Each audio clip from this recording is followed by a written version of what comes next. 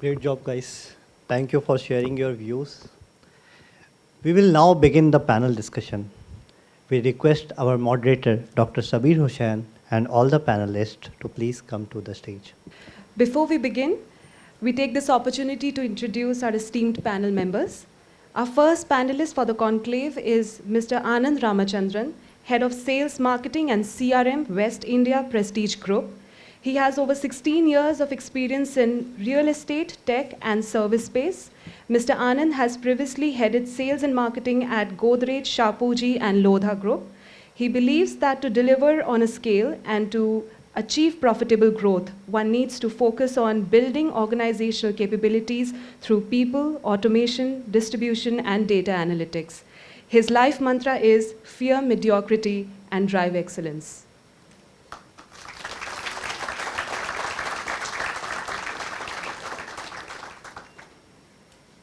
Our next panelist is Mr. Utham Gowda. He is the founder and CEO of Captain Fresh, which is a B2B platform for fish and seafood market in India. He is a SPJIMR alumnus from PGDM batch. He has a diverse work experience of more than 10 years in investment banking and consulting industry.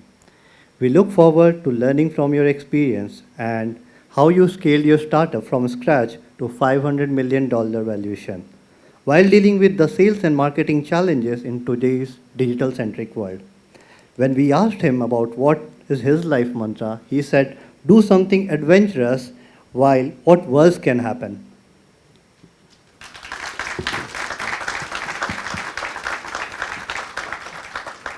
Our next panelist is Mr. Swapnil Karnik, Vice President, International Sales and Business Development at Taram Textiles, a greenfield project of Ramco Group. He is SPJIMR alumnus of the PGEMP batch. He is a textile technocrat with business management acumen and has over 20 years of professional experience in retail and institutional sales, marketing, merchandising, sourcing, and product development. He has traveled extensively to the US, UK, Europe, and China, and I'm sure we will learn a lot today from his overseas experiences related to global sales challenges.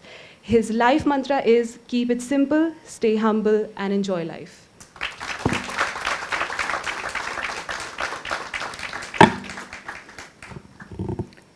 Our next panelist is Mr. Abhishek Thakur, Head of Marketing and Digital Transformation at Dr. Reddy's in B2B segment of active pharmaceutical ingredients.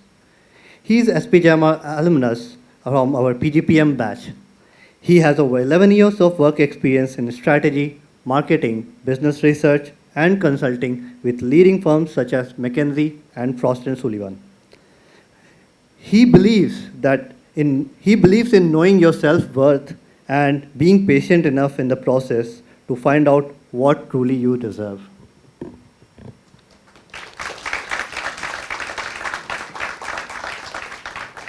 Gentlemen, we are honored to have you with us today. Today we are looking forward to really learn from your experiential wisdom. We now take this opportunity to introduce the moderator for this conclave, Dr. Shabir Hussain. He owns a doctorate from XLRI Jamshedpur and a management degree from the Indian Institute of Management, Calcutta.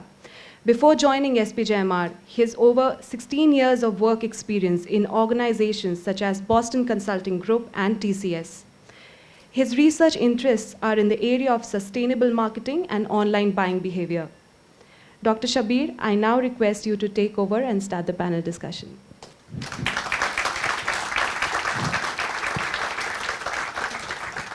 Thank you so much. Am I audible? This is a very interesting panel. So I don't know whether it was by chance or by design that Team Samavesh came up with this panel. But as we were also sitting inside, the variety of experiences that you're going to hear today. We have someone who's working in the international exports market, and we have someone who works in the remotest part of the country. We have someone who operates in the hardcore B2C space, and we have people who operate in the B2B spaces. We have people who operate in highly complex kind of processes where high involvement of individuals is required. we have products where involvement level of individuals may not be as high as they are in some other categories. And our sense is that I think the consumer behavior in all of these genres would be very different, and hence I'm expecting at least the experiences to come out would also be very different. Let me pick up from what Ananya mentioned in her inaugural piece. She said digital sales is an oxymoron, because sales is something that we say it's very in-person kind of a stuff. So would probably start off with an open question for each one of you. I think in any order we can progress. How do you think has the sales transformation happened in your organizations with respect to the digital landscape? Has it happened as big as what we have come to see over the last 15, 20 minutes? If yes, what are the drivers of those changes? Any order? Check. Great. So an absolute pleasure to be here. Thank you so much for having me over. So Dr. Shabir, I think I'll primarily be representing the high involvement product category, which is because I've been in the residential sales segment. What's interesting is I'll just take you all through a 25-year journey within 2 minutes.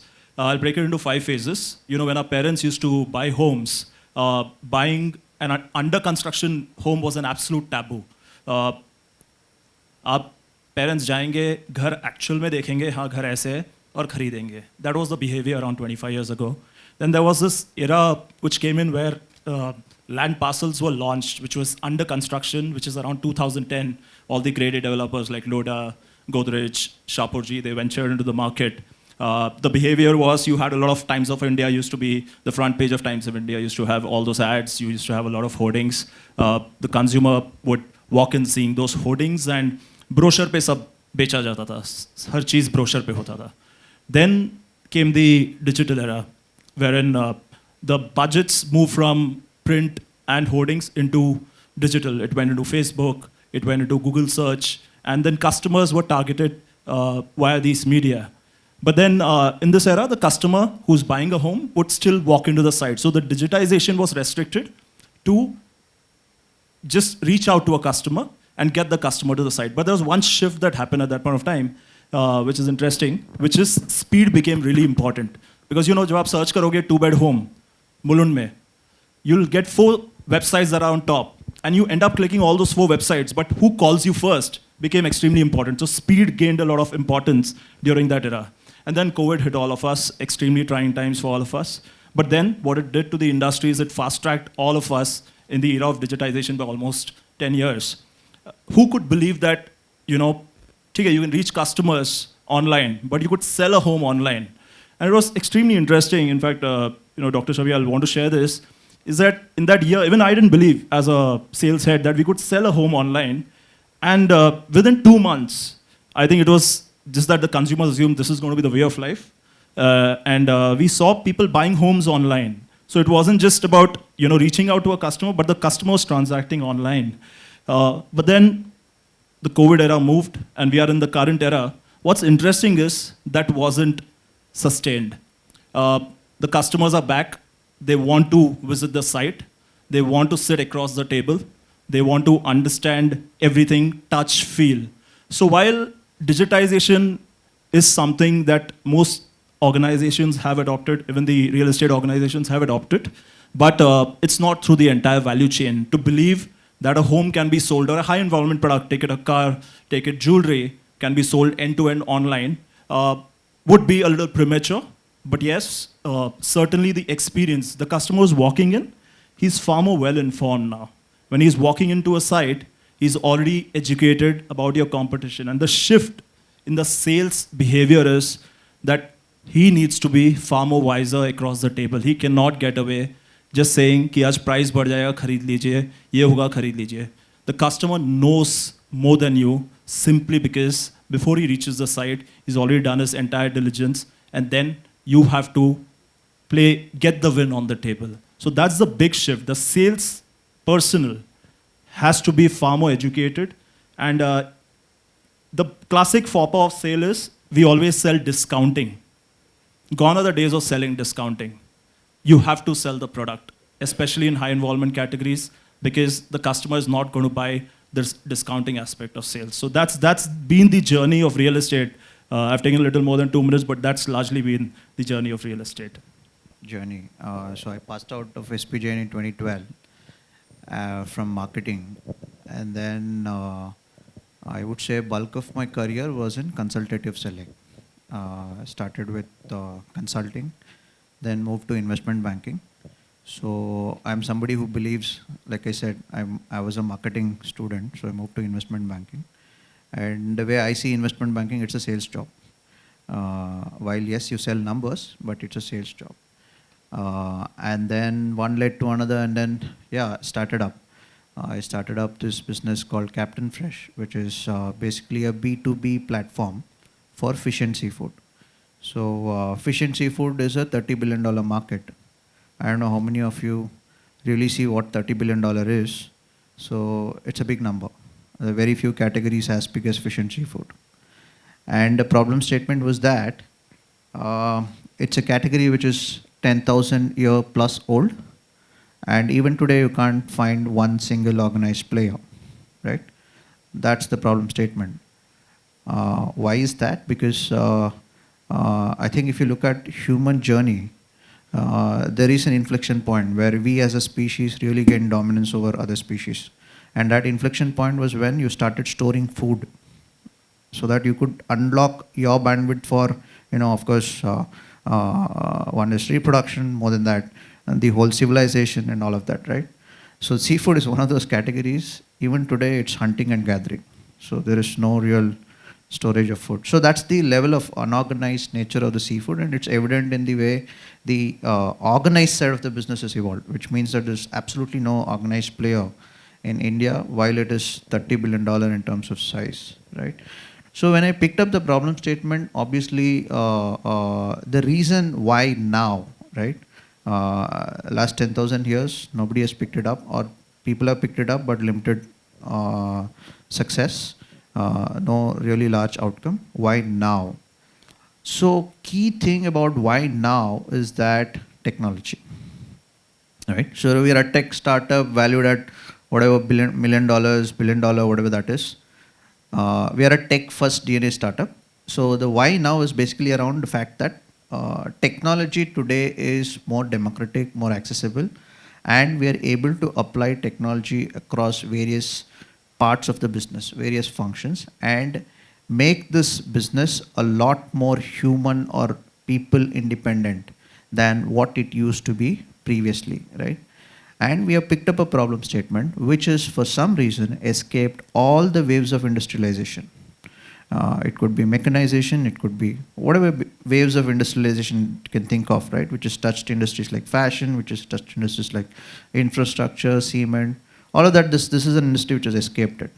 So how do we apply advanced analytics, which is the, I think you're talking about AI, ML, all of these advanced analytics. How do you apply these to a absolute traditional sector like seafood was a problem statement we picked up. And in this realm, obviously the first thing that everybody thinks of is that maybe the first thing is you digitize the buyer experience. Can we put an app out there for the customers to order? That's the first thing everybody thinks of. And we were COVID babies in a way, right? We got incorporated on June 5th, 2020, bang in the middle of COVID. So that's the first thing that you would digitize, right? But actually, contrary to the thought that one may carry, the reality is that the app really is not something that would solve my business problem. So even today, we don't really have an app experience for a buyer. So the fundamental thing that I'm trying to demonstrate as a point is the human behavior has not really changed. Or while yes, there are underlying currents that are there which are changing, but it is not as sharp as one makes it to be on these presentations. It's very, very gradual. It takes decades for behavioral shifts. So even in our industry, while we started thinking that app could be the best way to engage with our buyer, it quickly turned out that everything apart from the buying experience is where technology is needed, which is what he was also talking about, is how do I improve the sales effectiveness, right? The probability of conversion of that lead is where technology is going in. How do I deeply understand my customer? And then, I think there was this chat around hyper customization. How do I embed that thought and use technology to, hyper customize the pitch, hyper customize the solution for the customer, right? So in a way, I hold this thought that, there are obviously in terms of selling, there is a transactional end of the spectrum, there is a consultative end of the spectrum. So technology is something that is able to replace the transactional end of the spectrum. And as you move from that to consultative, it kind of helps you in improving the effectiveness curve. Not necessarily it can replace the entire process, right? So I'll possibly pause there. Maybe we will double click on any other points that I made as we go along this conversation. So essentially, it's a continuum. It's not as sharp as the shift that's made out to be typically, because we love to create these times to be unique, once in a time in our generation. That's what we would love to talk about, right? But I don't think underlying current is necessarily as drastic. Yeah. Hello. Yeah. Check. So, first of all, thanks for having me, and I would try to bring in different perspective. Basically, coming from a fashion and an apparel kind of a business, which is highly touch sensitive, highly not something that a consumer or rather somebody wants to buy. And I come from that generation where we started. When I started my journey way back in 2002. It was more of people having a purchase order in their hands, but still not pass on the purchase order to the system because they just wanted to travel overseas. Show it to the management that this is how the efforts that I have put in to get this purchase order from a buyer, and then bring that purchase order into the system and place an order with the company.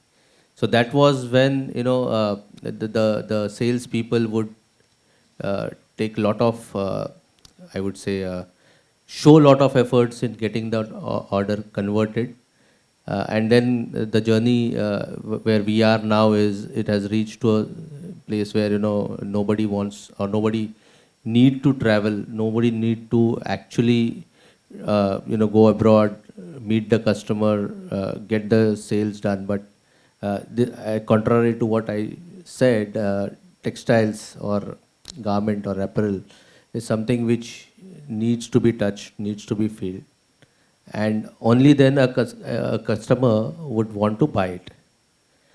When I talk about customer, I mean it's a B2C kind of a scenario where customer is buying a product in the retail store. That is when the customer wants to touch, look at the colors, look at multiple options available, and suddenly in this whole process of transformation, realize we are in middle of COVID and all the stores are shut down, and customer has no choice but to buy online.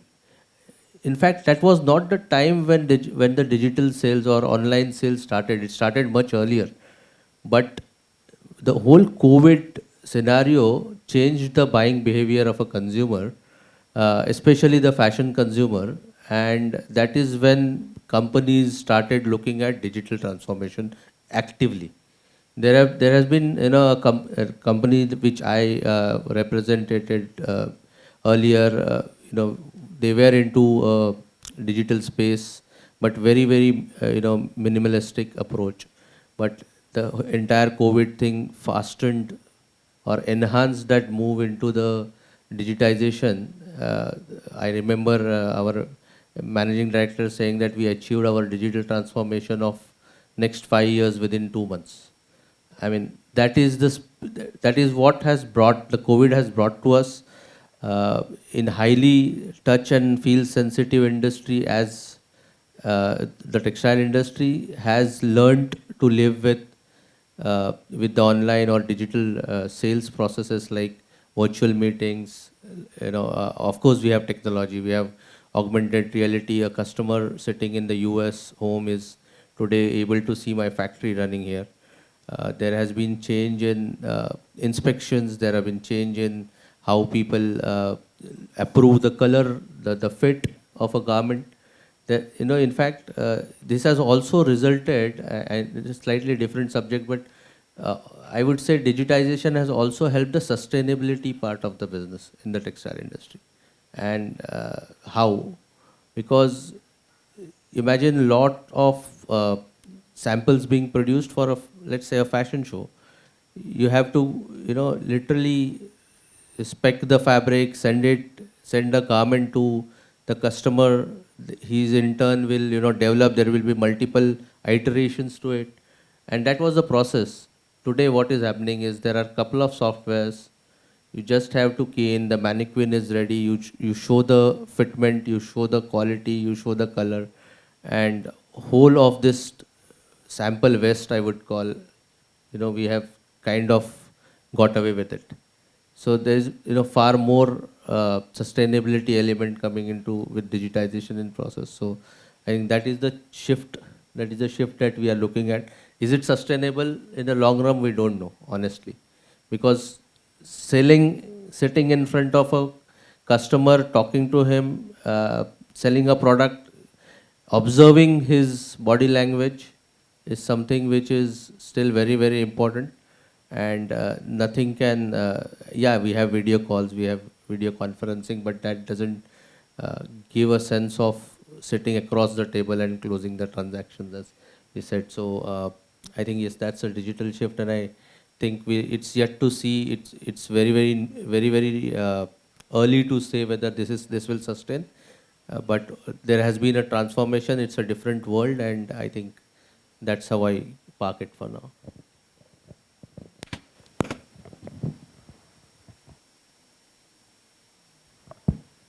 Hello. Thank you, Professor Shabir and the Samavesh team for having me. Pleasure to be back in the campus after, I think, 6 years now. So I'll just quickly, take a few points and maybe elaborate in the context of the pharma industry. As Anand mentioned, the high ticket, highly consultative kind of sales is, and especially in the B2B side, I would say the oxymoron is far more obvious than it is in the B2C side, because it's trust-based entirely, the entire sales cycle, no matter how short or long it is.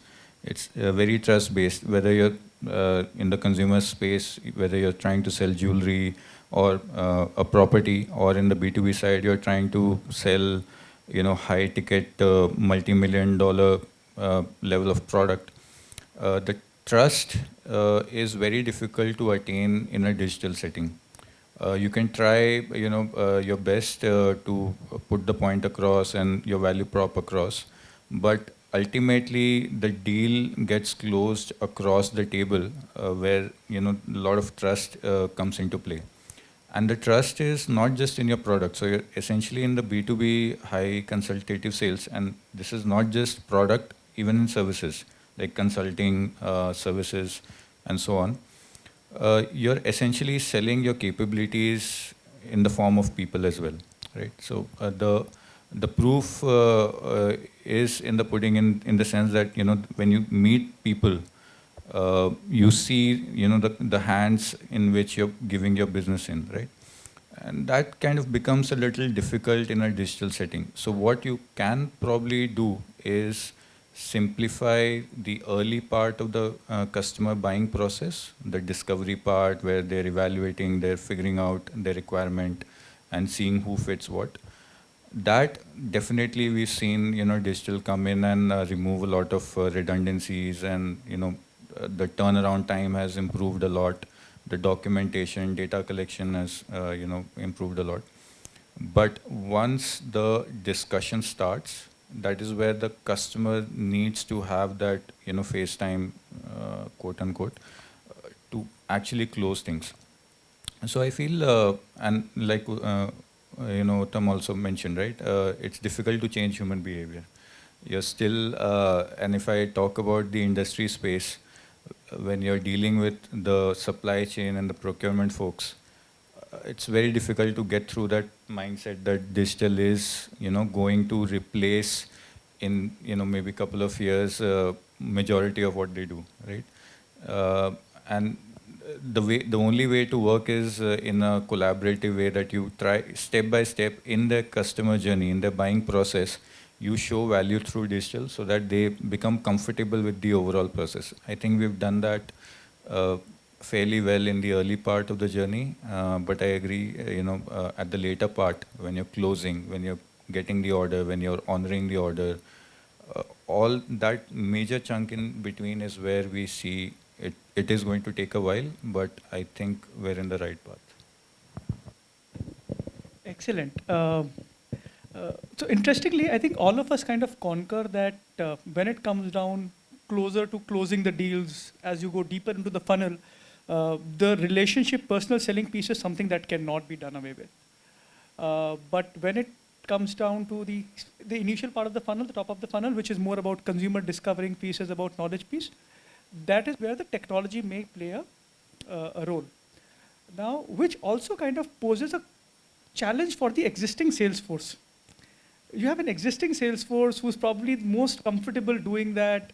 A very large proportion, as I think you also mentioned, right? People want to also showcase that, look, I've done a couple of meetings, I've met people, I've done this. And those are things that we can't do away with right now, right? All of a sudden. But I think in the pharma space only, there was some report which said almost 30% of people have been laid off in the sales space over a decade and a half. So one is, yes, digital does play a role in terms of educating consumers. Consumers can go and educate themselves. But if that were to happen, two things. One is, how would a firm or a firm within your industry manage that kind of a change? Two, that is also a place where a lot of cross-selling and upselling opportunities arrive, right? People go down the funnel once they've shown some interest, but that interest itself is emanating from your sales force personal interactions. So how does one marry both of these things? We can go in this order. Do you want to go, Swapnil? Okay. So in the, I'll just give a context from the pharma side. So what we've seen happening is pre-COVID, typically, a sales guy would do maybe 2 or 3 meetings in a day, in person or even on call, if they would happen. But what we saw post-COVID was the number of interactions actually went up, obviously because you're not traveling and you're not getting into the scheduling conflicts. So, and because digital actually stepped in and removed a lot of, transactional work from the plate of the sales guys, they were actually able to focus a lot more on new business generation, which kind of has actually helped the business. It's a good thing because now the focus is where it should be. Earlier, in a complex situation like ours, what we see is the sales guys get entangled in a lot of, minute nuances and, day-to-day operational transactional stuff. Because for the customer, the sales guy is the end-all be-all. Even if you have a very deep customer service and customer success team at the back, for everything and anything, because it's very complex and high value transaction, their first instinct is to rush to the sales guy. So that binds a lot of their time, used to bind at least. Now because digital has kind of removed that transactional aspect, they're able to focus on more productive lead opportunity generation kind of conversations. And that's how we're kind of dealing with it as well. So we're enabling them and empowering our sales guys that, transactions is what we'll take care of. We'll bring in more, try to bring in more advanced technologies like RPA, conversational bots and all to even improve the turnaround time. And their focus should be on selling. And that's what they're doing, and we're seeing benefit. To your second question on how is it transforming at that level, and are you able to cross-sell, upsell? That's what we've seen as well. The customers are able to spend more time on listening what other offerings are there, try to work new models, and that's what we saw during COVID also. One of the things Dr. Reddy's worked on was on the COVID portfolio through partnerships with other companies. That was unseen and unheard in our industry before COVID, because the innovator, the big pharma companies would not typically venture into these kind of collaborations with generic pharma companies. But because they saw that a digitally, at least to some extent, a digital native or digital first generic company is taking the first step, and they have the wherewithal all the way to the back end to actually handle a transaction like that, and they were more open to it. So, and it all happened online, which was a big surprise to all of us back in the office. But yeah, so I think it has opened up for more cross-selling, upselling opportunities, more business building, because the transactional stuff has moved out of the way. Yeah, and I agree with him saying that, there is a lot of transactional and operational things that a salesperson was involved has reduced to a great extent during the digital or during the COVID period, especially when the digital things started. In our case, a lot of salespeople. In fact, I would like to give you an example of how this transformation worked.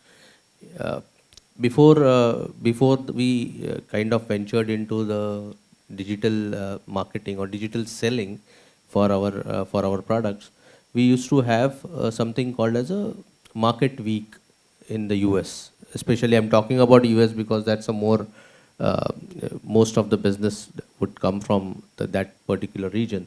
So we used to have a market week wherein all the manufacturers in Asian countries or European countries would have their showrooms set up in the US, in the New York, Manhattan area, which is considered as a hub of a textile industry. And people, all these retailers would have their buyers, designers, product development guys visiting the showrooms to just have a look at the products. And that's where a salesperson's half of the job was done, because you get all the audience in that one meeting, right? So suddenly with COVID, the market week was halted. And now where do you sell? I mean, how do you sell and where do you sell was the question, because as I said, highly touch and feel oriented industry that we are, we didn't had a way to address this, and then came virtual market. Now, with all the tools of video conferencing and everything still there, how can you actually show a product on a video call and say this is the shirt or this is the fabric that we want you to sell, and this has this unique features. So then companies came up with innovations, and as we say, necessity is the mother of inventions, right? So that's when people started working on virtual showrooms. People started working on showcasing their product in a different way, and we since last 3 or 4. So this is a biannual event that used to happen. So last 3 or 4 events which has happened online has seen tremendous success. Sales people without traveling have been able to focus on communicating the product features and benefits in a way that the customers. Here the customers are the big retailers that I'm talking about. They started understanding the process of selling, process of this digital selling, and the salespeople become more and more confident about pitching their products at the right audience with this new technology. So as Abhishek mentioned, the operational part was done, but now the real selling started happening over these channels and over these virtual channels. So that has been the biggest shift, and we have been also training our salespeople to handle these kind of technology shifts, because a lot of technology influence started influencing the sales. So people have to go to a microsite, see a customize a product, build a mood board for a fashion product, and then offer it to a customer. So a lot of training has gone into it to enable the sales force handle this new way of selling, and I think that is where the efforts of an organization towards the sales force has been. In fact, I think I face a completely different challenge. What was interesting is, again, COVID hit us. Before that, it was all about digital marketing. Digital sales as a concept did not exist. And suddenly, you have to sell a home online. Now, I'll tell you the big challenge that the sales force faced. When it was the phase of digital marketing, the families would visit the site, which means they are higher intenders.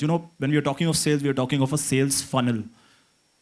There is the top of the funnel, which is your inquiries. They translate into leads. Leads translate into, in the real estate jargon, it's walk-ins, because it's like a shop. You have opened a shop, you want a customer to walk in. You can draw parallels with retail also. The same rationale applies. Walks in, booking. That's the entire funnel. Now, the problem here was that when you have the choice as a consumer to sit at home and just inquire about a house, the funnel on top became really, really huge. And the sales guy suddenly had, as against 10 walk-ins that he would service over a week, he suddenly had 100 inquiries or leads to service on a call, on a video call. And these video calls would be crazy. I'll tell you why. When you're buying a home, you generally have the entire family which sits across the table and buys a home. Over here, pehle, it would be, let's say, one of the spouses who's there on a video call. उन्होंने अपना camera भी on नहीं किया है, पता भी नहीं सुन रहे. हम teams पे लगे रह गए. We are on and on. We are selling, बेच रहे. The key to selling is you need a response from the other side. And when you're doing it over a call in B2C sales and you don't get a response, you have no clue who you're selling to, what you're selling. And so you would have the husband who's there on the call. Then you'd be like, अच्छा ठीक है, एक और call करते 2 दिन बाद, wife के साथ करना है. Then वो बोलेंगे, parents को भी दिखाना है. The gestation of the sale. One is the load of 10 walk-ins as against 100 inquiries to service online. Then as against meeting a walk-in across the table, then within 2 visits, you close the transaction. Here we're talking of at least 4 to 5 video call engagements. It was extremely, in terms of efficiencies, when you look at the math overall, the output was much lower as against the current hybrid model, where digital marketing, customer walks into the site, the transaction happens in a high touch, high involvement, personal selling point of view. So that's the thing, which is why I said the closing, I think digitization of closing, especially in high involvement products, it's very, very premature. I think we are away from it. It's not just the Indian consumer. Even if we talk about the international, I'll tell you about an example. Just 2 days back, we had an expo in the Gulf. And it's interesting, there's a customer who transacted 1 lakh rupees there, all right? But the customer was clear, hey, I'm going to visit India in the next 1 month. I'm going to come to your site. I'm going to look at the project. And if I like the project, then you can consider that to be netted. Otherwise, you need to refund my monies. All right? So even a customer sitting in the Gulf or sitting in Dubai, even he believes that eventually to take a decision to buy a home or a high involvement product like a car, jewelry, he wants to visit the actual place, touch, feel, and buy. So that's pretty much the scenario currently. Digital marketing is a thing which filters the funnel, and that creates effectiveness for the sales guy eventually. But digital closing is still very, very premature. So that's the trend that I saw primarily. So actually, I think I represent a very different vantage point here, because I think be it Reddy's or be it Prestige or be it Ramco, it's a traditional company which had a certain way of selling, and COVID was a shock. Whereas we are a COVID baby in the sense that we are a digitally native organization. When we started on day zero, we had an ERP, and we had the luxury to define processes. with a digital DNA, right? So it's a very, very unique vantage point, right? So while I think some of these conversations are around how the organizations get disrupted, I think for me the perspective is around how technology is being used to disrupt an industry, right? There's two different things. One, how the existing organizations are changing versus how we can use tech to disrupt an industry. Going back to the point that I made in my earlier chat, that we have picked up an industry which was kind of untouched for the last thousands of years, and how we can use technology to disrupt the industry. And also going back to the question, why is it not organized yet? So the role tech has played for us, because this theme of the conversation is around sales, I will limit my chat to sales, but it's a 360-degree thing. It's very, very, very, very hard, because where I sit as a CEO, right, it's very hard to compartmentalize function-wise and say, how tech plays a role in sales function. But I'll try as much as possible to limit to the sales function. How tech has played as a role for us is essentially to create capacities of sales, right? What I mean by that is, before Captain Fish landed in India, there was no organized fish and seafood salesman. So we could create those capacities. So the feet on street. So today we are a 1,500 people organization, out of which I think if I'm right, we may have 250 people on the street doing fish and seafood sales.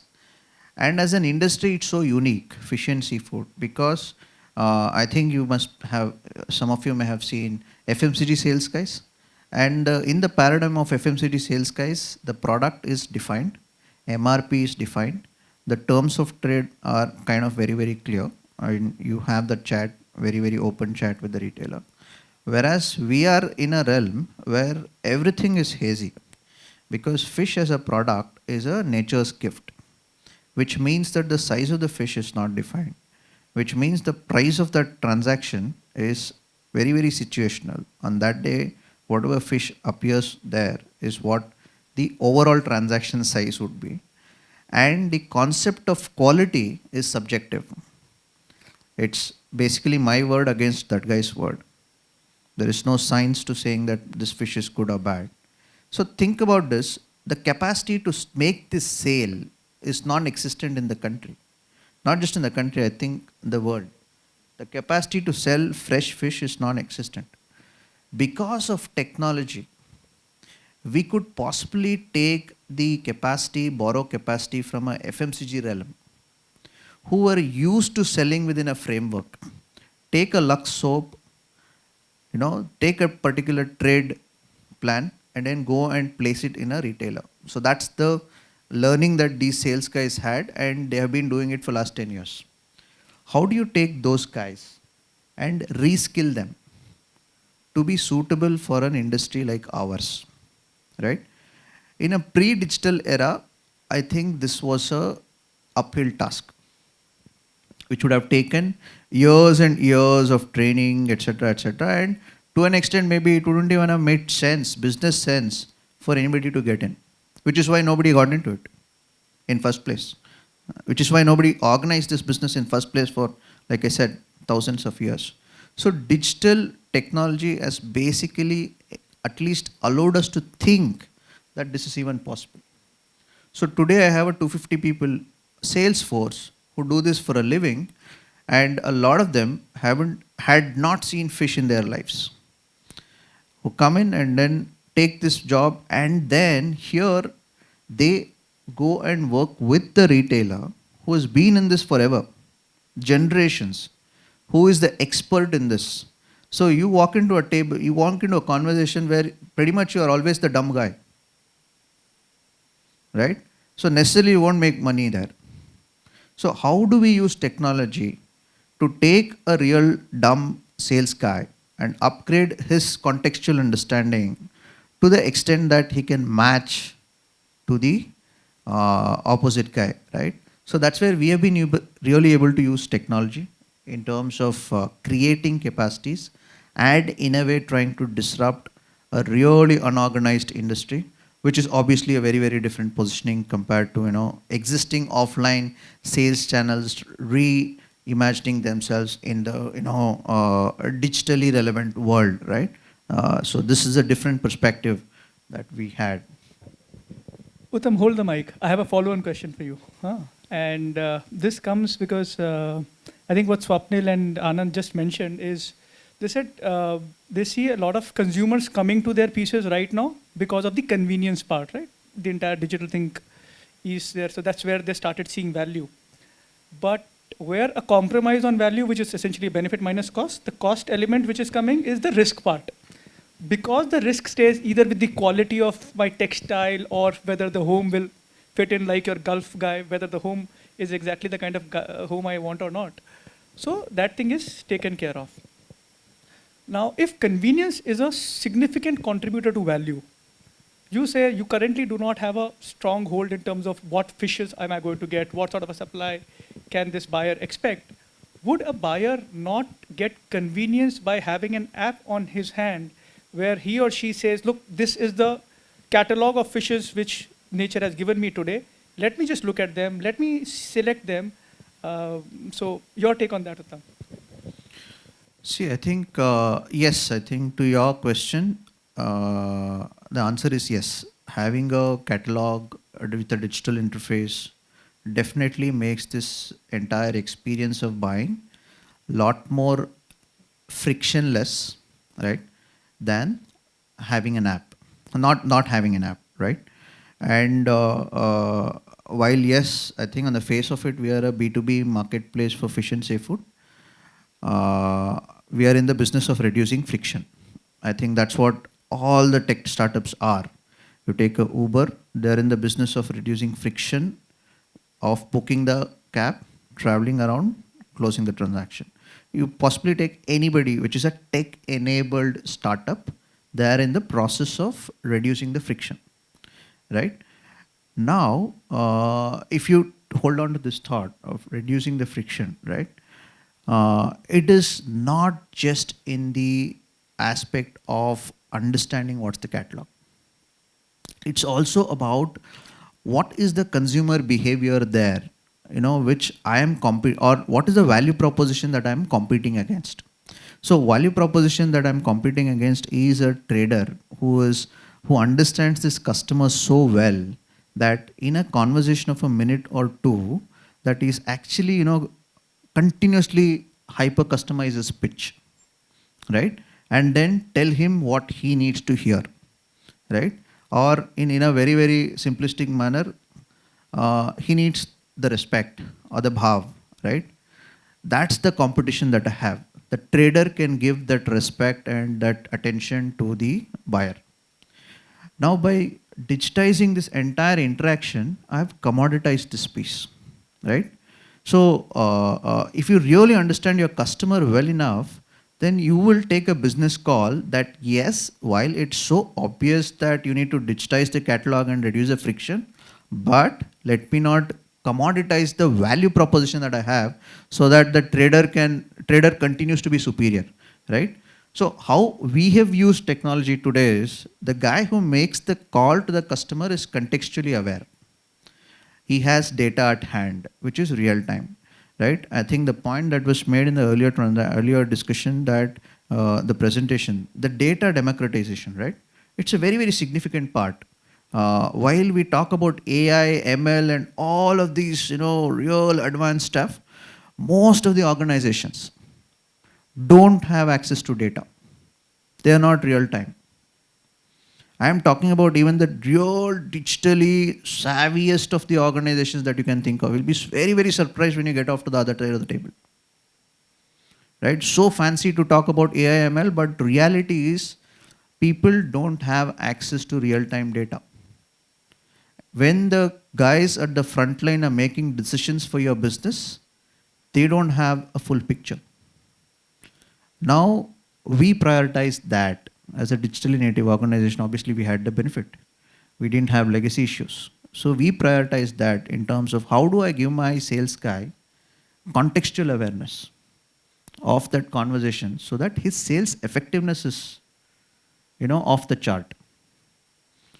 Which in a way, how do I take a dumb capacity, sales capacity, and convert him into a category intelligent capacity using tech, right? So I would say, and I keep saying this is like a third order, fourth order insight, right? It's like if you take a differential calculus, right? It's easy to talk about distance, but when you talk about velocity and momentum is when you're disrupting the industry, right? So that's the thought. Excellent, yeah, excellent. Utham. Thank you so much. So again, going back to one of the other point before I move on to the next theme, you talked about virtual fairs, replacing the classical fairs. And in fact, the sales which were closed during COVID times, which you said are probably unlikely is what we had thought. Or for that matter, the digital first, the global firms looking at us in a digital first format. The COVID kind of accelerated this entire piece.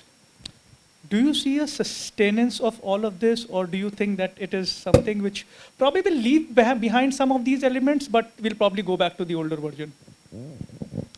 Yeah, so it is interesting that, it's not far back that the virtual fairs or the digital sales have begun, because it all started with the advent of COVID.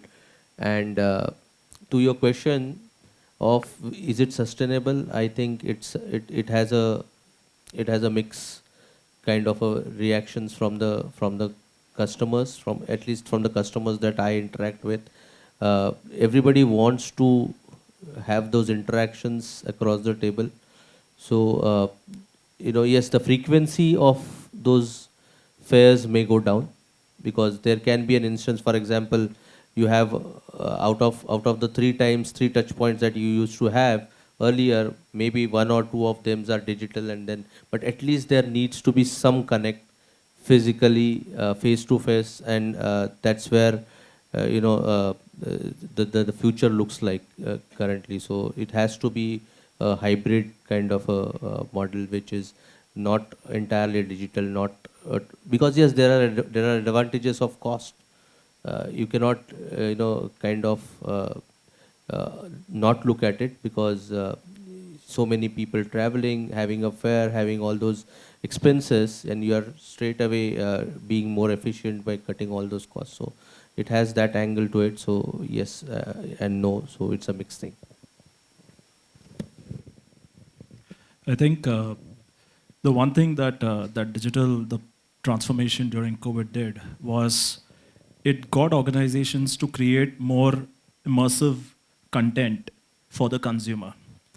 I see a continuity in that, because that enables decision making, which means the sales personnel is highly empowered. It is not a replacement to selling everything online, but certainly the immersive content is a massive tool that the sales personnel have on ground zero. So that's a big plus. Other than that, I think, I don't really see a massive shift. I think the one gap which Utham rightly pointed out is how do you empower or enable your sales personnel with all the data intelligence that the digital transformation brings into the organization. There's a massive gap there. And I think most organizations have focused on continuity during COVID times, and it was a function of survival. But post the COVID times, I don't think we have gone to the next leg where even today, I mean, when I think of it, a sales personnel meeting a client and a client who's making a 2 crore, 5 crore decision, how much does a sales personnel actually know about that client? And if I rate it on a scale of 10, if it's a 2, if that could be a 5, just imagine the effectiveness of the problem solving the sales personnel will do at point of sale. And I think that's a massive gap. That's the next journey that most organizations need to travel, which is more about digital, data democratization. I think that should be the focus area. But otherwise, the positive, if I have to take a positively, if it's largely the immersive content. I see a lot more rich immersive content. One example that the gentlemen who were presenting they showed the IKEA immersive content. It helps decision making. So a person who's walking in knows exactly what he wants. So that's the plus. largely? So I would actually break this into two parts, and what would continue and what would stay the same, or very slightly changes what I've spoken about. If we look at from the customer's perspective, you would always find parts of the customer journey that you can digitize and improve through digital, right? So, like I mentioned earlier, we've now touched upon the early part of discovery and evaluation. Slowly, that's going to seep into other aspects. For instance, customer service is where you can actually make a huge dent using digital by reducing some of the turnaround times of the entire evaluation process. And that's where, at least in I can say for our customers, that's a good I would say 8 to 12 months time frame that it takes them, all the data, documentation, testing, etc. Any dent you can make in that time frame, you're actually improving the time to market for your customer. And that's essentially, in B2B, that's key, right, to winning customers and retaining them.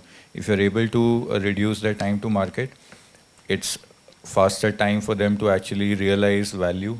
And in turn, because our sales depend on their sales, your time to value is also reduced. So you can actually make a huge dent there. And the other things also you can work on. If we talk internal, I agree. What data can do to educate your sales guy before he even steps into the room, whether digital or in person, with the customer, can really make or break your conversion. And also, what is also happening is the data is there for consumption, but it's not very insightful and it's not very predictive yet. In many industries, in many companies, for example, in pharma, there are easily, I think, 45 to 50 data sources, all the way from sales to regulatory data. We've had access to that for close to 25, 30 years, but it's only in the last 4 years when we actually started dedicatedly working on bringing it all together, is when we realized that how powerful this can become in predicting the customer requirements before even they think about it. So I think there's a lot of value there, and that's what we're trying to do with at the top of the funnel. How can we predict with data through either past experiences, past transactions, and some other indicators, what the customer would need a year later to some level of probability of conversion, and that itself is a huge value to the business. Excellent. I think time for one last question. I'll just take one, and we will keep it short. Huh? So I think I've been sounded off that we are going to overshoot our time. But now it comes down to what is in it for me, for the audience. No? So let's say in 9 months from now, if you were to look at any of these candidates, and you were to look at these candidates with this background, the digital landscape, and you were to look at them from a sales perspective, what are those 1 or 2 key skills that you would look at in these candidates?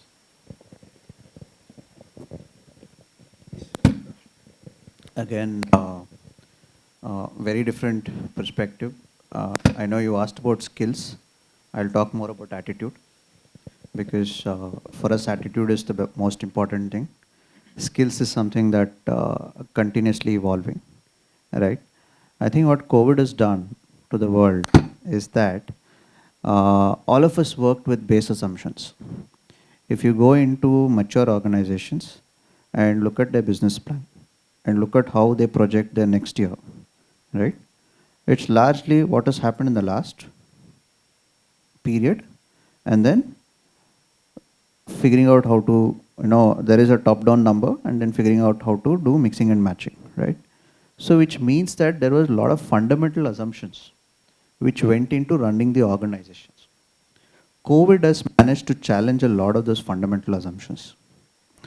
So why startups or entrepreneurship is important to humankind is because entrepreneurship is about disruption, is about challenging these fundamental assumptions, right? I think earlier, somebody who was thinking first principles, somebody who was challenging status quo was something that was very important only from a startup world standpoint. But I think that as an attitude, as an approach, has become a lot more broad-based post-COVID. I think a lot of what we're talking about is essentially that today COVID gave us an opportunity to experiment so many ideas which otherwise would have taken years, right? And some of those experimentations, it's like throwing a dart, something stuck, and COVID gave you the canvas, right? So that as a attitude or an approach is going to stay, right? Because one thing that we are very, very sure is, as part of this industrialization wave, which is the advanced analytics, which is, we have this simple thing that, how do you understand industrialization waves? Basically, somebody has automated a human body from legs to brain, right? That's the roughly understanding of human industrialization wave. Wave of mechanization was about automation of whatever your legs could do, or hands could do, and then now you're basically automated brains, which is your artificial intelligence, right? Which means the possibility of, what is, or rather the whole canvas of what is possible, what is not possible, it's really defined or really challenged in the last 2 to 3 years. So as a candidate, I would look for somebody who is extremely first principles thinking and who is really open to challenge the status quo and open to experimentation, right? So that's something that would, I think, is a new age skill that is far more relevant post-COVID than pre-COVID. So I completely agree, I think, on the attitude part. And another thing I'll highlight is what is really understated these days is the strength that you have in terms of your own capabilities and understanding of the function or the industry you're in. I think this was a question in the previous conclave also. What skills would you develop, right? Technology-wise. I think what the market is also looking for is good translators of the business needs and the customer needs, right? And that plays into digital very deeply. Because ultimately what you're digitizing is not just for the sake of digitizing, you're actually improving some process, improving the customer experience or something that you're playing into. Unless and until you're a good translator of those needs into actually either a process or a solution or a platform, whatever it may be, it's very difficult to do that. And also how that links to impact. I think if you have these two things well under your capability, I think that's what the market is looking for, and it's not available for something which is as obvious as this. That's the challenge we face when we look for talent, is someone who can simplify things like Utham said, right? First principles level, simplify, translate the requirement, think from the customer perspective, empathize. At a very basic level, it's all human to human, right? We were discussing this. Everything else you can learn, skills, technology. There's a lot on digitally also available now. But what you can't really pick up is this empathy and translating the business needs, I think. I would just like to add one point here, and to Uttam's point and Abhishek's point. Everything is very, very straight laid. The only thing is you have to be ready to change. You have to have that mindset that whatever you are doing will not take you where you want to go and not take that organization at the next level. So the ability to train yourself to keep on changing is something that you need to have. That attitude is very, very important, because nothing is going to be, all the things, all the technology that you see and what you will be using will be redundant very soon. So you have to be prepared to unlearn and learn new things very, very frequently, and not as a conventionally saying that you have achieved or acquired a degree or a skill and that will take you forward. I think gone are those days. So that's what is very important. All these points, if I just add something that's very, very fundamental. You might want to be a digital manager, you want to become a CMO, you might want to be a brand manager, you want to be a sales head. Digitization, non-digitization. The most important thing is how much more do you want to know the consumer? And consumer office में बैठकर या कहीं भी बैठकर समझ नहीं आता. Are you as an individual, however senior in the organization, willing to step out in the market and meet your distributor? Are you willing to meet the consumers? You might be a digital lead in an organization. Your role is to create the pen portraits of the consumer. But have you yourself met those 100 consumers? That's the attitude that you'll have to carry, because at the end of the day, if you don't know the consumer, none of this fits in. And the attitude to know more about the consumer through various means, and let me just put it bluntly, the market teaches you everything. Nothing else will teach you. You need to hit the market every now and then. Also, I'll just want to share an example. The CEO of my erstwhile organization, in fact, current organization also, they themselves meet consumer before they define a product that should be taken to the market. And we are talking of a CEO whose every second is important.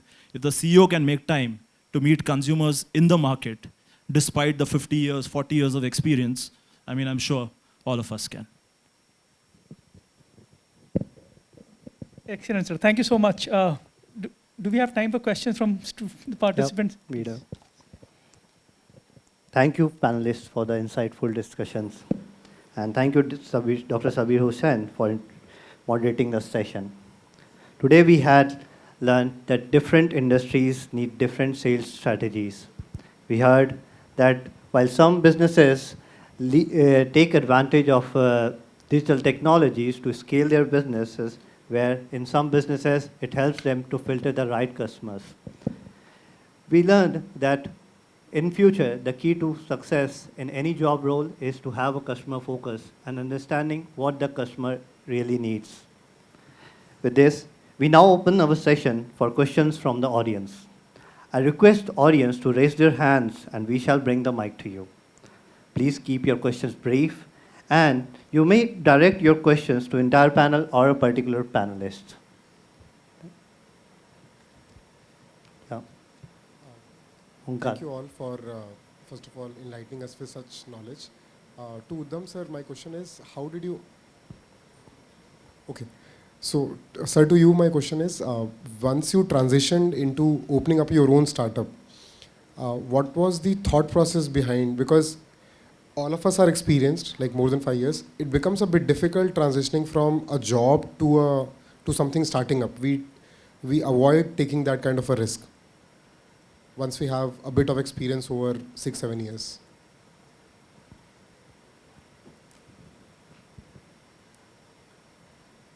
So I think after I stepped out, as in after I passed out of SPJIMR, right? I worked with the Tata Group as a consultant, TSMG. And then I took a 50-60%, 40% salary cut maybe, and then moved to an investment banking.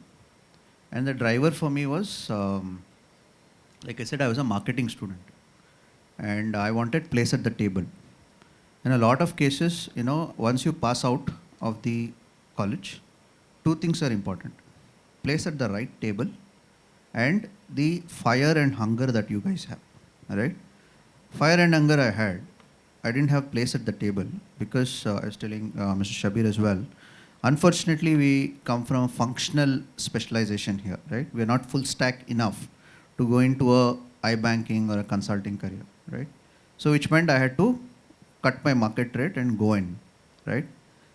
And then, those 2 years, I think even today I can say that those 2 years were fundamentally life-changing for me, because I got placed at the table where deals were being negotiated which were $2 billion, $3 billion. I got placed at the table where I had Cyrus Mistry on one side or a Birla on the other side, right? These are accesses that only a blue chip talent would get, right? So you need to, even in your career, your market rate is not a one-sided graph, right? And then there was a moment where obviously I had to earn. I was married. I had my needs, and then the skills that I had gathered in those 2 years actually got me a 4x salary jump. I took those for 2 years, and very quickly I realized that I don't need so much money. Because one of the things that I think followed in my life is to keep my expenses under control. And once you keep your expenses under control, you don't need this salary, which is the nasha. So that actually, after that is another real, I would say, contrarian jump that I made. Essentially, I went to a very, very family managed business which no iBanker working in Bandra Kurla complex would jump into. That's what I did at half the salary that I was earning. Because again, for me, it was about understanding an industry and ability to create value. Like seafood, I kept saying, 10,000 years, nobody has created large value. How do you create this, right? So for you, you need to know what your needs are. And you need to keep those under control in terms of expenses so that it gives you the risk appetite, right? And number 2 thing that you need to do, or at least I think worked for me, was conviction in your belief. So again, going back to what are the foundation elements that gives you conviction in your belief is ability to go back to data, ability to do your analysis, and ability to present those views to the best of the best brains and defend. And if you do that over and over in different contexts, after a particular period of time, you realize, boss, as long as you have data and you are confident about your analysis, you have the conviction to back yourself, right? So keep your expenses down. Ensure that you're spending 5 years, 10 years, how many years you're spending in the professional setting. You hone the skill of being able to build conviction on the ideas that you're putting to the table. As independent as you are, right? Now, sitting today, there is an Asper, there is Tiger Global, there is Axel, there is Matrix. These are the names that are possibly backing companies like Facebook and Stripes of the world, right?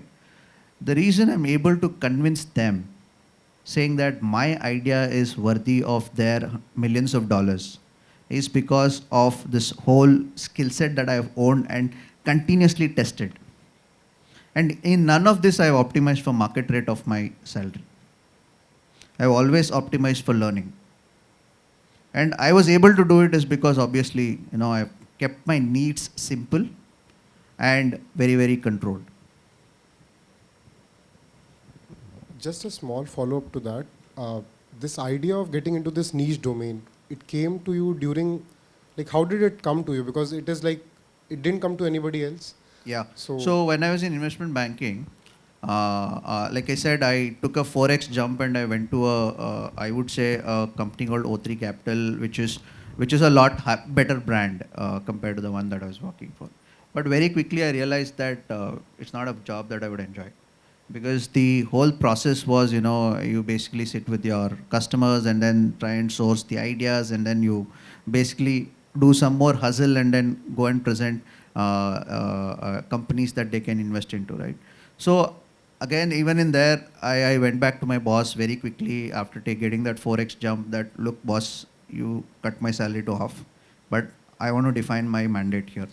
So I will basically pick the industries that I want to work on, rather than you telling me which mandates to work on, which ideas to work on. So that essentially, lowering, you're putting this card on the table, right? By lowering your salary. Not many of them do, right? So that gave me flexibility to pick my own industries. So this was back in 2015. And I am very, very that way first principles from an approach standpoint. I remember downloading the entire universe of unlisted companies' financials and then doing a very, very first principles approach of saying which sectors are attractive back in 2015. And seafood had emerged as an attractive piece. Obviously, the framework that I designed to come up with that sector is the sector needs to be large. companies need to have very, very attractive balance sheets, be it in terms of ROCE, be it in terms of any of the financial metrics that you define. And then they need to be untouched by smart capital. When I say smart capital, is essentially the institutional capital, be it your VCs, PEs, or quasi-strategics, which is any of your global strategic, right? So that's the framework that I had applied, and 3 industries had occurred. I had picked themselves. One was seafood, the other was again flavors and fragrances. I don't know if any of you know if there is an industry called flavors and fragrances exist, which is basically a backend for all your FMCG goods. You take a soap, there is a fragrance. You take a food, there is a flavor, right? So the business profile is very similar to consumer staples, but it's a B2B, right? So all the advantage of consumer staples are there in this business, but it's not competitive like your B2C, which gives you a better way to play the consumption game in India, right? So that's second, and then the third that I had picked was spices. So when I went to my boss, I remember this conversation very, very candid, vividly, that boss was expecting I would pick something as sexy as edtech and fintech and this thing. I went with these 3 picks. Look, I want you to carve out these 3 picks for me. Nobody should touch this. This is my turf, right? So seafood occurred to me in that exercise. This was back in 2015. And the conviction behind my work was so high that I only doubled down post that in terms of my own life and bandwidth into this sector. So that's the last 6 years. While I was 2 years, I picked up the sector, took a mandate, advised a client on fundraise, and then there was an opportunity where I could be a CFO of that client, which is why I jumped with a salary cut, like I said, because I saw more learning in this industry. And then I was an investor as well, because I had to manage the capital for that client because he used to generate some profits. And I took up that as an investor where I had the opportunity to invest in meat and seafood startups. So basically, I've just more and more doubled down on this category because there's so much conviction that there is, arbitrage of intelligence in this category. When I say arbitrage of intelligence, industry is very attractive, but smart people are not there, right? And maybe I could fill in that gap.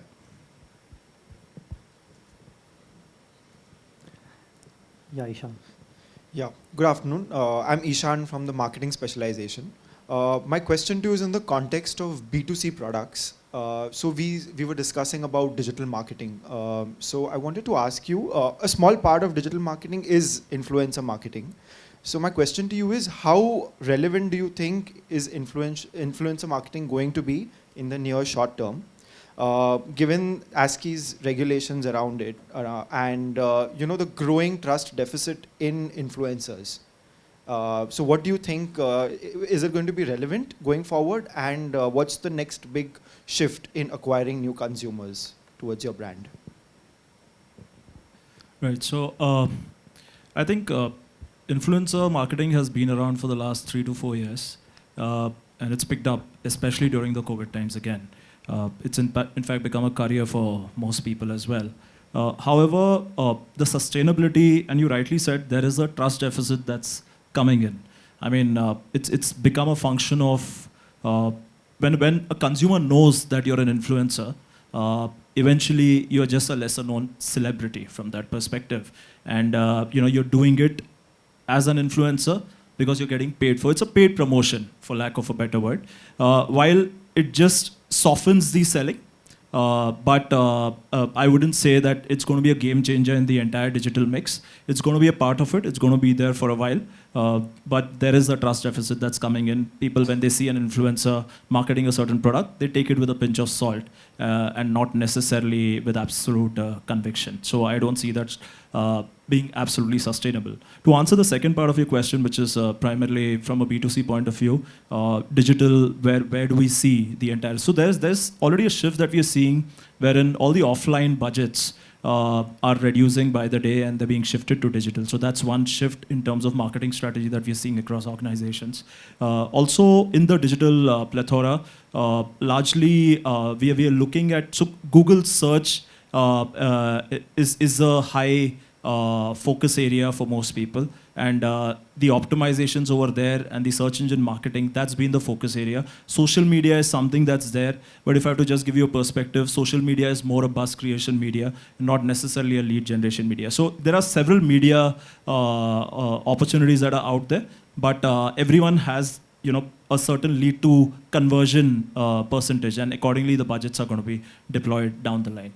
But clearly, if I have to put a percentage to it, if offline to digital used to be an 80-20, 80% offline and 20% digital, now, especially in the high involvement category as well, it's moved to almost a 50-50. And I won't be surprised as it moves into a 70-30 towards digital. In the interest of time, we are up for only one last question.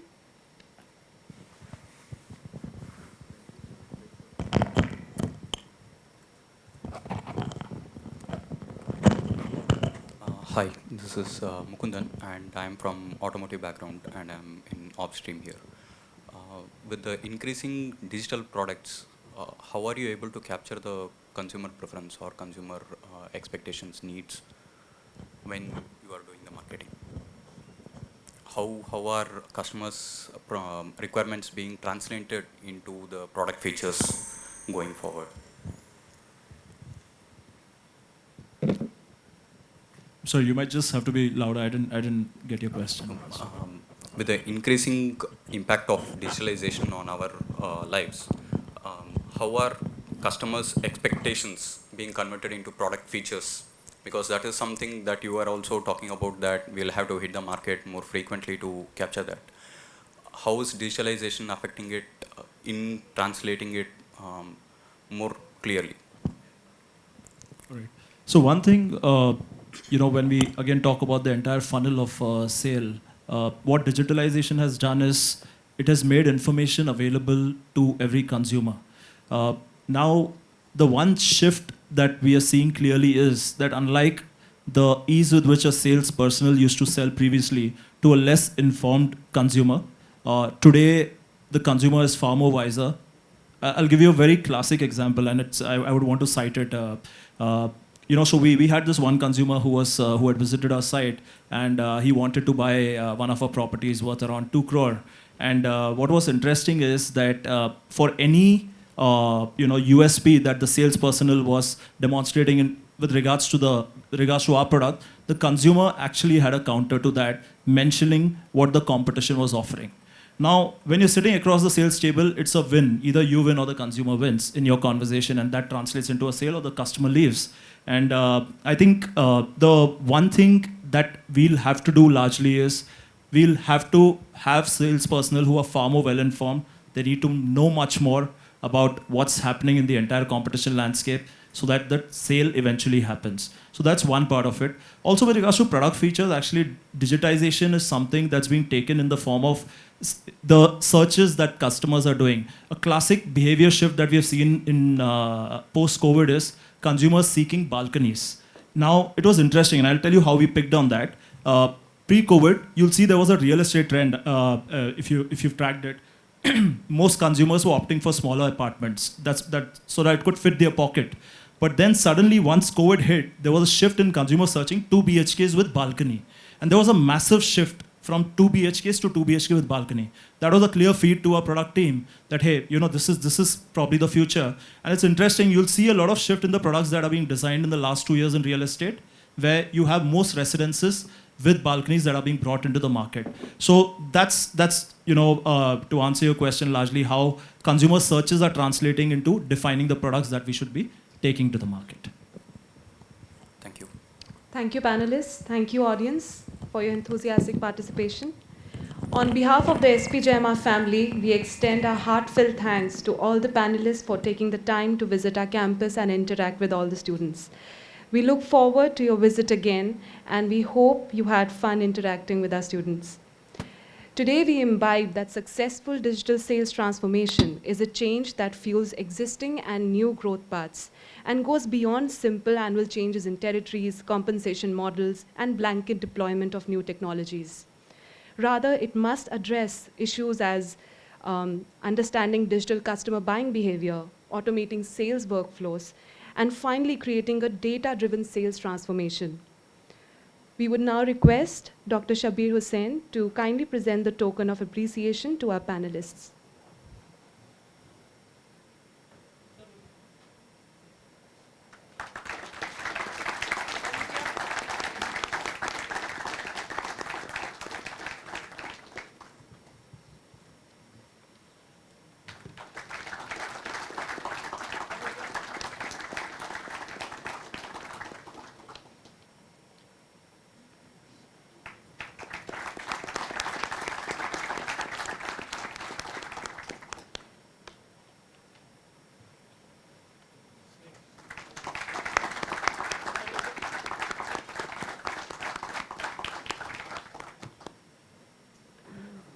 Putting together an event of this nature is no easy task.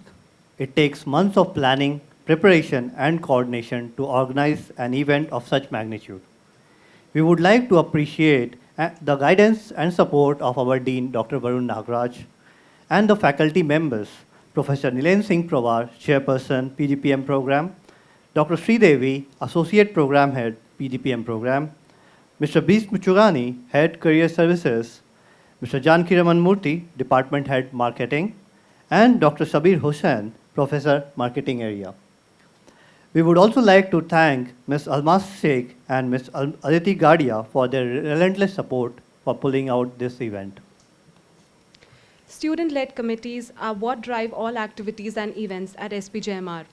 Committees help our participants understand how to influence without power, a critical component of teamwork and management. We would like to thank the core team of Marketing Conclave, Anand and Mohit, members from the Industry Integration Committee, Nidhi and Suvek, members of the Alumni Relation Committee, Ronak, Mukundan and Utham. Members of Marketing Committee, Prakhar, Richa and Revant, all our dear volunteers, Anurag, Arnab, Amlan, Gaurango, Gurleen, Neelav, Prithvijit, Sashank, Sumit, Swakit and Varun. And last but not the least, a big shout out to all the students for their enthusiastic participation and queries, which have made this event a truly lively one. Thank you, everyone.